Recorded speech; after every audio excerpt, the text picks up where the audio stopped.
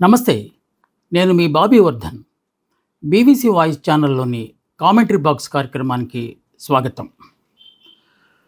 ఒక అంతర్జాతీయ అంశం మీద ఇవాళ విశ్లేషణ చేయడానికి మీ ముందుకొచ్చాను. ముఖ్యంగా అమెరికా ప్రజలు గగ్గోలు పెడుతున్నారు. ట్రంప్ ఆ దేశ అధ్యక్షుడైన తర్వాత తీసుకుంటున్న అనేక నిర్ణయాలు వివాదాస్పదంగా మారాయి. వారు అధ్యక్షులు అయిన తడవుగా ఎగ్జిక్యూటివ్ ఆర్డర్స్ మీద సంతకాలు చకచక బరికేస్తున్నారు. అది దేనికి సంబంధించింది అని ప్రజల్లోకి వెళ్ళకముందే అదొక పెద్ద సంచలనాత్మకంగా మారిపోతుంది. రకరకాలుగా ప్రజలు చర్చలు చేసుకోవాల్సిన ఆవశ్యకత ఏర్పడింది. ఈ ఎగ్జిక్యూటివ్ ఆర్డర్స్లో కొన్ని ప్రజల్ని ఇబ్బంది పెడుతుంటే ఇంకొన్ని అత్యున్నత న్యాయస్థానాల ముందు వీగిపోతున్నాయి. అయినా సరే ట్రంప్ ఏమాత్రం తగ్గటం లేదు. ఒకవేళ అత్యున్నత న్యాయస్థానం కనుక దాన్ని నిలిపివేస్తే, తాను జారీ చేసిన ఎగ్జిక్యూటివ్ ఆర్డర్ నిలిపివేస్తే మళ్ళీ అప్పీల్ చేస్తాను, పోయేదేముంది అనే ధోరణితో ఆయన మళ్ళీ సంతకాలు పెట్టేస్తూనే ఉన్నారు. జన్మతః పౌరసత్వానికి సంబంధించి ఆయన పాస్ చేసిన ఎగ్జిక్యూటివ్ ఆర్డరు చాలా దుమారాన్ని రేపింది. ముఖ్యంగా అమెరికాతో విదేశీ సంబంధాలకు సంబంధించి కూడా దీని ప్రభావం చాలా ఎక్కువగా ఉండే అవకాశం ఉందని చెప్పి విశ్లేషకులు అమెరికాలోనూ ఇటు ఇతర దేశాల్లోనూ భావిస్తుండటం ఇక్కడ చెప్పుకోదగ్గ అంశం. ఈ మధ్య కాలంలో మళ్ళా ఇంకొక వివాదాస్పదమైన నిర్ణయం తీసుకున్నారు ఆయన. విద్యాశాఖను మూసేయటం. అసలు అమెరికా అనగానే గుర్తొచ్చేది విద్య. ఉన్నత విద్య కోసం చాలా దేశాలు, ముఖ్యంగా ఆసియా దేశాలు, ఆసియాలో కూడా భారతదేశం నుంచి ఏటా లక్షల మంది అమెరికాకు చదువుకోవడానికి వెళ్తారు. అంటే అమెరికాలో చదువుకున్న ప్రాధాన్యత అలాంటిది. ఇప్పుడు ఏకంగా ఆ విద్యాశాఖనే మూసేశారు. అంటే పూర్తిగా మూసేయటం కాదు, అమెరికా వైట్ హౌస్ తన బాధ్యత నుంచి పక్కకు తప్పుకొని ఇతర రాష్ట్రాలకు ఆ బాధ్యతలు అప్పగించింది. అంటే వివిధ స్టేట్లలో విద్యాశాఖ ఉంటుంది, అవి స్వయం ప్రతిపత్తితో పనిచేస్తాయి. అంటే కీలక నిర్ణయాలు ఏమైనా తీసుకోవాలంటే ఇటు వైట్ హౌస్ను సంప్రదించాల్సిన అవసరం లేకుండా రాష్ట్ర స్థాయిలోనే నిర్ణయాలు తీసుకునే అధికారానికి ఇచ్చారు. దీంతో విద్యాశాఖ పలచపడిపోయింది. అమెరికన్ డిగ్రీలకు కూడా సామాన్య డిగ్రీల లాగానే ఇప్పుడు గౌరవం లభిస్తుంది అనే ఒక వాదన కూడా ఈ మధ్యకాలంలో అమెరికాలోనూ విదేశాల్లోనూ కూడా బాగా చర్చ నడుస్తుంది. మళ్ళీ ఇంకొక వివాదాస్పదమైన అంశం, అది వివాదం కాకపోయినా ఆయన దృష్టిలో అది చాలా మంచి పని అని చెప్పి అదే ఆ మధ్య మనం కూడా దాని గురించి మాట్లాడాం. వీసాల్లో గోల్డ్ కార్డ్ వీసాలు అని చెప్పి కొత్తగా ప్రవేశపెట్టి దానికి లక్షల్లో రుసుమును పెట్టారు. ఇప్పుడు అవి $5 బిలియన్ సంపాదించి పెట్టాయట. అంటే దాదాపు ఇండియన్ మనీలో చూస్తే 500 కోట్ల దాకా. అది కూడా ఒక్క మార్చి మాసంలో, ఇప్పుడు దాకా మార్చి మాసంలో వచ్చాయట. అంటే ప్రపంచంలోనే ఉన్న కుబేర్లందరూ అమెరికా వైపు చూస్తున్నారు అనడానికి ఇది ఒక పెద్ద నిదర్శనమని, ఇది ఒక ప్రయోగాత్మకంగా తాను చేశానని, ఇప్పటికే ఆర్థికంగా కుదేలైపోయిన ప్రతిదానికే ఆయన బైడెన్ మీద తోసేస్తున్నారు. బైడెన్ అమెరికా ఆర్థిక వ్యవస్థను సర్వనాశనం చేసి వెళ్ళిపోయాడని చెప్పి ప్రతిరోజు బైడెన్ నామ జపాన్ని చేస్తూనే ఉన్నాడు ఆయన. అలాగే ఇప్పుడు నేను గాడిలో పెడుతున్నాను చూడండి కావాలంటే, గోల్డ్ కార్డ్ అనగానే అందరూ నవ్వారు. ఇప్పుడు అవి 500 కోట్ల రూపాయలు తీసుకొచ్చాయి. అది కాకుండా ప్రపంచ కుబేరులే మన దేశానికి పెట్టుబడులు పెట్టడానికి వస్తూ ఉంటే గోల్డెన్ కార్డ్ వీసా తీసుకొని వాళ్ళు ఊరకనే ఉంటారా? ఇక్కడ వచ్చి పెద్ద పెద్ద పరిశ్రమలు పెడతారు. కోట్లలో అంటే బిలియన్స్లో వాళ్ళు పెట్టుబడి పెట్టి పెద్ద పెద్ద సంస్థలు స్థాపించి స్థానికులకు, అంటే ముఖ్యంగా అమెరికన్ యువతకు ఉద్యోగ అవకాశాలు కూడా కల్పిస్తారు. ఈ విధంగా 3 రకాల లాభాలు ఉన్నట్టుగా నేను ఆ నిర్ణయం తీసుకున్నాను. దీని మీద కూడా విమర్శలు చేయటం ఏంటి అని చెప్పి ఆయన ఎదురుదాడికి దిగినట్టు కనిపిస్తుంది.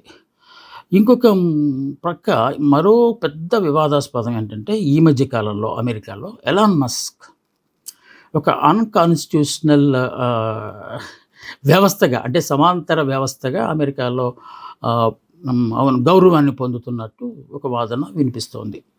ప్రతి అంశంలోనూ ఎలాన్ మస్క్ను డొనాల్డ్ ట్రంప్ పార్టిసిపేట్ చేసేలాగా చేస్తున్నారు.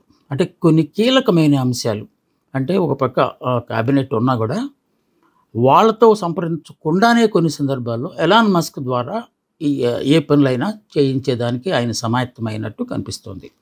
ఇది కొందరికి సాధారణంగానే కంటకింపుగా ఉంటుంది. ముఖ్యంగా ఈ మధ్యకాలంలో Elon Musk FBI federal bureau of ఇన్వెస్టిగేషన్‌కి ఒక లేఖ రాశారు. గత 5 సంవత్సరాల్లో మీరు చేసిన కలాపాలన్నీ అర్జెంటుగా నాకు ఒక నివేదిక కావాలి. వాళ్ళు అసలు ఆశ్చర్యపోయారు. ఎఫ్‌బిఐ అంటే చాలా మనకిక్కడ సిబిఐ లాంటిదనుకోండి, లేకపోతే రా లాంటిదనుకోండి. అలాంటి సంస్థకు ఎలాన్ మస్క్, అదేమైనా ట్రంప్ రాసుంటే ఓకే అని అనుకోవచ్చు. ఎలాన్ మస్క్ అంటే ఏ విధంగా ఎలాన్ మస్క్‌కి మేము జవాబుదారీగా ఉండాలి అని వాళ్ళు ఆశ్చర్యపోతున్నారు. అయినప్పటికీ ఆ లేఖ రాశారు.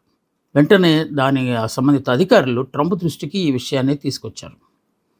దానిలో తప్పేంది ఏవండి అని చాలా తేలిగ్గా ఆయన చెప్పడం బట్టి చూస్తుంటే ఎలాన్ మస్క్ లాంటి వాళ్లకు ఆయన ఎంతటి ప్రాధాన్యతనిస్తున్నారనేది, అంటే చాలా చోట్ల ఎలాన్ మస్క్‌తోనే ఆయన కనపడుతున్నారు. ఆయన కార్ల కంపెనీకి ఆయనే ప్రారంభోత్సవం వెళ్ళటం అనేది, ఆయన చేస్తున్న హెలికాప్టర్లు ఇలాంటి వాటికి కూడా ఆయనే ఇనాగ్రేట్ చేయటం, అదే ట్రంప్ ఇలాగా ఆల్మోస్ట్ ఒక అనధికార శక్తిగా పూర్తిగా తీసుకొచ్చి ఎలాన్ మస్క్‌కే బాధ్యతలు అప్పగిస్తున్నట్టు, అంటే పక్కన ఉన్న మంత్రులు ఒక వైస్ ప్రెసిడెంట్‌కి మాత్రం కొంచెం గౌరవం ఇస్తున్నట్టు కనిపిస్తుంది. మిగతాదంతా ఎలాన్ మస్కే చూస్తున్నట్టు, అంటే ఆయన సలహాదారుగా పెట్టుకున్నారు. ఆయన్ని ప్రభుత్వంలో ఆల్మోస్ట్ పార్ట్‌గా చేసుకున్నట్టే దీన్ని బట్టి కనపడుతుంది. ఇప్పుడు మనం ఎఫ్‌బిఐ సమాచారాన్ని సంబంధించి గందరగోళం రావడానికి ఇంకో కారణం కూడా ఉంది. అంతకుముందు సిఐఏ కూడా చాలా కీలకమైన దర్యాప్తు సంస్థ అమెరికాలో. ఈ ఎఫ్‌బిఐ, సిబిఐ రెండు కలిసి ప్రపంచంలో అనేక సందర్భాల్లో ప్రపంచ నాయకుల మరణాల వెనక మిస్టరీ ఇవే క్రియేట్ చేశాయని చెప్పి చాలా అటు బెనజీర్ భుట్టో ఫాదర్ కానీ, లేకపోతే ముజిబుర్ రెహమాన్ కానీ, వీళ్ళ మరణం వెనక సిఐఏ లేకపోతే ఎఫ్‌బిఐ ప్రత్యక్షంగా పరోక్షంగా వాటి పాత్ర ఉంది అన్నంత స్థాయిలో ఉంటాయి. ఆ మాటకొస్తే అమెరికాకు అన్యాయం చేస్తున్నాడు అని కనుక భావిస్తే అమెరికన్ అధ్యక్షుడినే చంపేయగల శక్తి ఉన్న సంస్థలు ఇవి రెండు. సో ఇప్పుడు వాటి జోలికి వెళ్ళాడు. ఇలాంటిది ఏమన్నా అనుమానం ఆయనకు వచ్చిందో మరేమో తెలియదు. కానీ ఎఫ్‌బిఐ తాలూకు కార్యకలాపాలు అంతకుముందు సిఐఏ మీద కూడా ఆయన ఒక ప్రయోగం చేశారు. ఏంటి, సిఐలో ఉన్న వాళ్ళకి పనే ఉంది అసలు, వాళ్ళందరినీ వేరు ప్రభుత్వ ఆఫీసులకు ట్రాన్స్ఫర్ చేస్తూ, అంటే సర్దుబాటు చేస్తూ ఆ సంస్థను నిర్వీర్యం చేయడానికి ప్రయత్నించారు. అది కూడా చాలా విమర్శలకు దారితీసింది. ఇప్పుడు ఎఫ్‌బిఐ మీదకి వచ్చారు. ఎఫ్‌బిఐని కూడా ఈ కార్యకలాపాలన్నీ తీసుకున్న తర్వాత ఇది దండగా, ఇది వైట్ ఎలిఫెంట్ లాంటిది అని కనుక ఎలాన్ మస్క్ రిపోర్ట్ ఇస్తే దాన్ని కూడా మూసేస్తారేమో అని ఒక అనుమానాలు కూడా అక్కడ వస్తుంది. ఎందుకంటే ప్రపంచవ్యాప్తంగా కార్పొరేట్ల ప్రభావం బాగా పెరిగిపోతుంది. సో మన దేశంలో కూడా అంబానీ, అదానీ, లేకపోతే జిందాల్ ఇలాంటి వాళ్ళు ఎక్కువ ప్రభుత్వంలో జోక్యం చేసుకోకపోయినా కూడా ప్రభుత్వ పనితీరు మీద ప్రభావం చూపెడుతున్నారు వీళ్ళందరూ అనేది ఈ వామపక్షాలు కానీ మిగతా ప్రజలు కానీ చేస్తున్న ఒక ఆరోపణ కావచ్చు. అదే పరిస్థితి అమెరికాలో కూడా ఎలాన్ మస్క్ కూడా అదే స్థాయిలో ఈ పనులన్నీ చేస్తున్నాడు. అంటే ఎక్స్ట్రా కాన్స్టిట్యూషనల్ అంటారు కదా, అలా ఆ పనులన్నీ ఆయన చేస్తున్నాడు అనేది ఒక పెద్ద వివాదంగా మారిన అంశం. అంటే కీలకమైన అంశాలు, రక్షణకు సంబంధించిన అంశాలు, భద్రతకు సంబంధించిన ఇంటర్నల్ సెక్యూరిటీ, అంతర్గత భద్రతకు సంబంధించిన అంశాలలో ఎఫ్‌బిఐ, సిఐఏ చాలా కీలక భూమిక వహిస్తున్నప్పుడు వాటిని వేరే ప్రైవేట్ వ్యక్తికి వాటి మీద అజమాయిషీని ఇవ్వటం అనేది ఎంతవరకు సమంజసము, ఇది అమెరికాకు పెద్ద థ్రెట్గా మారిపోబోతుందా అని చెప్పి కొంతమంది వాదనలు కూడా చేస్తున్నారు. ఇంకొక ముఖ్యమైన అంశం ఏంటంటే ఈ చాట్ బోట్ ఒకటి ఉన్నది. అంటే అమెరికా ఎలాన్ మస్క్ సంస్థ తాలూకు చాట్ బోట్ ఒకటి అనమాట. అంటే ఎక్స్ దానికి సంబంధించింది అది కూడా చాట్ బోట్. దాన్ని క్రాక్ అంటారు కదా, సిఆర్ఓకే క్రాక్. అది చాట్ బోట్ అనమాట. మీరేమైనా ప్రశ్నలు అడిగితే, ఇప్పుడు మనం సిరి అని అడుగుతుంటాం కదా, అప్పుడప్పుడు సిరి, రాధ, ఓకే గూగుల్ అని మనం కొన్ని అడిగితే వాళ్ళు సమాధానాలు చెప్తూ ఉంటాయి కదా, అలాంటి దాన్ని కొత్తగా ఈయన తీసుకొచ్చాడు. దాంట్లో మీరు ఏం ప్రశ్నలు అడిగినా కూడా సమాధానాలు వెంటనే వచ్చేస్తాయి. ఇప్పుడు వచ్చిన తలనొప్పి ఏంటంటే ఎక్కువ మంది భారతదేశానికి సంబంధించి బీజేపీ అలాగే ఎన్డీఏ గురించి చాలా ప్రశ్నలు అడుగుతున్నారు. వాటన్నిటికీ అన్ని నెగెటివ్ ఆన్సర్‌లే వస్తున్నాయి. అంటే బీజేపీ ప్రతిష్టను దెబ్బతీసే విధంగా సమాధానాలు ఉంటున్నాయి అక్కడ. ముఖ్యంగా ఎన్డీఏ ప్రభుత్వం చేస్తున్న కొన్ని దాష్టికాల గురించి నిర్భయంగా ఈ క్రాక్ అనేది సమాధానాలు ఇస్తూ ఉన్నది. కొన్ని హాస్యపూరితంగా కూడా ఉంటున్నాయి. మీడియా, ముఖ్యంగా మీడియాని భారతీయ జనతా పార్టీ లేకపోతే ఎన్డీఏ ప్రభుత్వం ఏ విధంగా గుప్పిట్లో ఉంది, ఎంతమంది పెయిడ్ జర్నలిస్టులను భారతీయ జనతా పార్టీ పోషిస్తోంది, అలాంటి అంశాలను కూడా చాలా హాస్యపూర్వకంగా ఆ సమాధానాలు వస్తున్నాయి ఈ క్రాక్‌లో. సో ఇది అమెరికా రిలేషన్స్ మీద ఏమైనా ప్రభావం చూపెడుతుందా? ఇప్పటికే చాలా విషయాల్లో భారత్, ఇండియా మధ్య కాస్తంత గ్యాప్ వస్తుందేమో అనుకున్న దశలో అమెరికా పర్యటన చేయాలనుకున్నారు, చేస్తారు, మళ్ళీ చేస్తారు కూడా.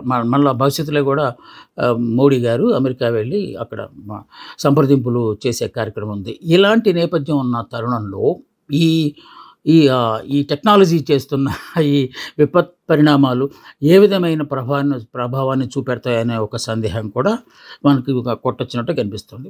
వీటన్నిటికి తోడు ఈ మధ్య కాలంలో మొన్న ఒక 2-3 రోజుల క్రితము మళ్ళీ ఇంకొక నిర్ణయం తీసుకున్నాడు. అవి ఎన్నికల సంస్కరణలకు సంబంధించి. ఈ ప్రపంచవ్యాప్తంగా 2 పద్ధతుల్లో ఎన్నికలు జరుగుతున్నాయి మనకు తెలిసి. ఒకటి బ్యాలెట్ పద్ధతి, అంటే మన దేశంలో కూడా పాత పద్ధతి అది. ఇప్పుడు ఈవీఎంలు, ఎలక్ట్రానిక్ ఓటింగ్ మిషన్స్ వచ్చేసిన తర్వాత దాని మీద రకరకాల తీవ్ర విమర్శలు కూడా వస్తున్నాయి. గెలిచినప్పుడేమో ఒక రకంగా, గెలవనప్పుడు ఒక రకంగా చెప్పడం అనేది సర్వసాధారణ అంశమే. సో అది ఎన్నికల సంస్కరణలో భాగంగా భారతదేశము ఇంత పెద్ద దేశం కనుక అదే బ్యాలెట్లు లెక్కింపు ఇదంతా వారం 10 రోజులు పడుతుంది కనుక ఒక 2-3 రోజుల్లో మొత్తం పని అంతా అయిపోయేలాగా ఉండటం కోసం ఈ ఎలక్ట్రానిక్ టెక్నాలజీని మనం ప్రవేశపెట్టాం. మనకి మన దేశంలో ఓటర్ ఐడి కార్డ్ అనేది చాలా కంపల్షన్ లాగా పెట్టుకున్నాం మనం దాన్ని. సో ఇక్కడ ఆయన భారతదేశంలో అమల్లో ఉన్న ఓటర్ ఐడి కార్డ్ విధానం చాలా బాగుంది. అలాగే బ్రెజిల్లో కూడా అది బాగా సక్సెస్ఫుల్గా తయారవుతుంది. మనకేదో సెల్ఫ్ డిక్లరేషన్ ఇచ్చి ఓటు వేయడానికి వచ్చేస్తున్నారు, అలా వద్దు. అలా అవటం వల్ల ఈ క్రాస్ ఓటింగ్లు లేకపోతే మాల్ ప్రాక్టీస్ జరిగే ఆస్కారం ఉంది కనుక మనం కూడా ఓటర్ ఐడిని దాని మీద ఇన్సిస్ట్ చేద్దాము. దానికి ప్రాతిపదికగా బర్త్ సర్టిఫికేట్ కానీ పాస్పోర్ట్ కానీ తప్పనిసరిగా చేయాలా అనేది ఇప్పుడు నిర్ణయం తీసుకుంటే దానికి మళ్ళీ దేశవ్యాప్తంగా గగ్గోలు పెట్టేస్తున్నారు జనాలందరూ.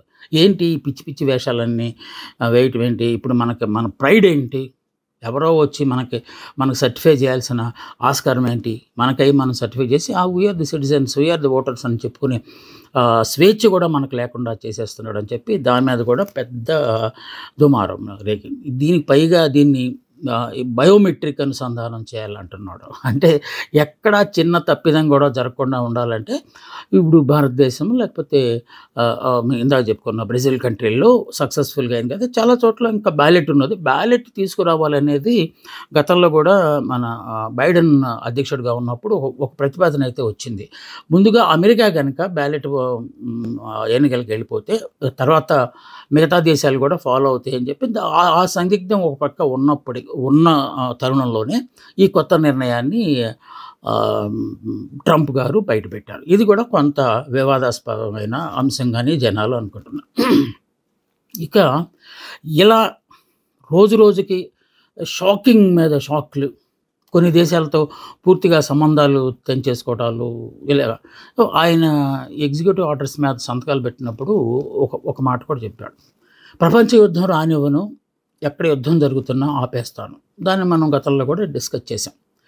ఏంటి యుద్ధాలు ఆపేస్తాను అంటే యుద్ధాలు చేయిస్తుంది అమెరికానా, అందుకని ఆపేస్తానని చెప్తుందా అనే ఒక అనుమానం కూడా మనకు రాపోవచ్చు. మనం గతంలో చాలాసార్లు అనుకున్నాం. ప్రపంచవ్యాప్తంగా అది జగమెరిగిన సత్యం.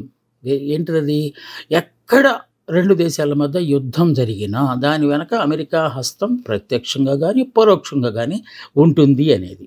ఇప్పుడు అది తేటతెల్లమైపోయింది. ఎందుకంటే ఇజ్రాయెల్ నాయకుడు బెంజమిన్ నెతన్యాహు వచ్చినప్పుడు వాళ్ళిద్దరు జరిపిన రహస్య మంతనాల్లో ఆ తర్వాత ఆయన వెళ్ళిపోయిన తర్వాత మళ్ళీ హమాస్ మీద వైమానిక దాడిని ఇంకా పెంచడం వెనక కూడా ఈ హస్తం ఉన్నదేమో అని చెప్పి ఒక విశ్లేషణ.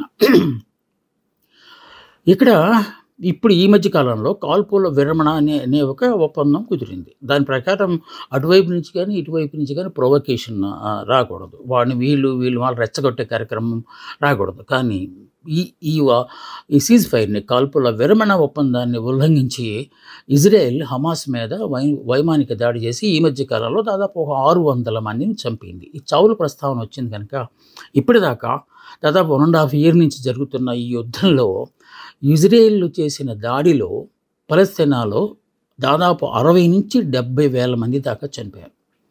ఒక 2,00,000 మంది దాకా వివిధ ఆసుపత్రుల్లో వైద్యం తీసుకుంటున్నారు. దురదృష్టం ఏంటంటే అలాంటి ఆసుపత్రుల మీద కూడా బాంబులు వేయటం అనేది, దాడి జరగటం అనేది చాలా విషాదకరమైన అంశం. ఇప్పుడు మనం ఇందాక చెప్పుకున్న 60,000-70,000 మందిలో ఎక్కువ మంది మహిళలు, చిన్నారులు ఉండటం అనేది ఇంకా పెద్ద విషాదం. ఇది ప్రపంచం అంతా దీన్ని చాలా సూక్ష్మంగా నిశ్చితంగానే పరిశీలిస్తున్నట్టు భావిస్తుంది. కానీ ఏం చేయలేని పరిస్థితి దాపురించినట్టు ఉంది. ఇక్కడ ఇదంతా మళ్ళీ ఇప్పుడు సడన్గా నెతన్యాహు ఇజ్రాయెల్ హమాస్ మీద దాడి చేయడానికి కారణం ఏమై ఉండొచ్చు అంటే చాలా అది బహిరంగ రహస్యమే. ఏంటంటే గాజా స్ట్రిప్ను తీసుకొని దాన్ని పునర్నిర్మించి నేను మీకు ఇచ్చేస్తాను అని చెప్పాడు కనుక, గాజాని ఖాళీ చేయాలని కూడా చెప్పాడు కనుక 2 ఆఫ్రికా దేశాలకు ఇక్కడున్న 60 లక్షల మంది అక్కడికి వెళ్ళిపోతే ఆ తర్వాత మేము దీన్ని సరిచేసి అంటే మొత్తం పునర్నిర్మించి మీకు ఇస్తామని చెప్పిన మాటల్లో వాస్తవాన్ని హమాస్ అంగీకరించలేదు. అందువల్ల ఇప్పుడు బలవంతంగా ఎలా చేయాలా దానికి అంగీకరించలేదు కనుక వెళ్ళగొట్టాలంటే కదా, పొమ్మని లేక పొగబెడతారు అన్నట్టు మళ్ళీ వీరితో బాంబులు దాడి చేయించారు. విచిత్రమైన పరిణామం ఏంటంటే ఈ మధ్య తాజాగా వచ్చింది ఏంటంటే హమాస్ మీద గాజాలో తిరుగుబాటు జరిగింది. అంటే హమాస్ని ఒక ఉగ్రవాద సంస్థగా పరిగణిస్తూ హమాస్లో సామాన్య పౌరులు వీధుల్లోకి వచ్చారు అని చెప్పి ఒక వార్త వచ్చింది మనకి. దీని ప్రకారం చూస్తే అర్థమవుతుంది ఏంటంటే అమెరికా రకరకాల విధానాల ద్వారా హమాస్ను అణిచివేసేసి గాజా స్ట్రిప్ను స్వాధీనం చేసుకోవడానికి ప్రయత్నాలు చేస్తోంది. నయానా చెప్పి చూసింది, భయపెట్టి చూసింది. అంటే ఇజ్రాయెల్ ద్వారా మళ్ళీ బాంబు దాడి చేయించి, వైమానిక దాడులు చేయించి భయపెట్టింది. అయినా సరే రావట్లేదు. సో ఏం చేయాలి ఇప్పుడు? అమెరికాకి పెట్టిన విద్య ఏంటి? అంతర్యుద్ధం తీసుకురావటం అనేది పెట్టిన విద్య. ఇప్పుడు అదే చేసినట్టు కనిపిస్తుంది. హమాస్ని వ్యతిరేకిస్తూ ఏ దేశం స్వేచ్ఛ కోసమైతే హమాస్ సైన్యం పోరాడుతుందో ఆ సైన్యం మీదే తిరుగుబాటు వచ్చేలాగా, అంటే అది కూడా ప్రజల నుంచి వచ్చేలాగా, ఆ సంస్థను ఇన్నాళ్ళు మోస్తూ వచ్చిన, గౌరవిస్తూ వచ్చిన, ఆదరిస్తూ వచ్చిన ప్రజలే ఉగ్రవాద సంస్థ అని చెప్పి ముద్ర వేయటం ద్వారా అమెరికా తప్పనిసరిగా ఇది సక్సెస్ చేయడానికి హమాస్ని ఖాళీ చేయించేసి, గాజాని ఖాళీ చేయించేసి, హమాస్ని పూర్తిగా నాశనం చేసేసి, ఆ సైన్యం లేకుండా చేసేసి అప్పుడు గాజా స్ట్రిప్ను కాజేయాలని చూస్తోంది. ఇది హిడెన్ ఎజెండా.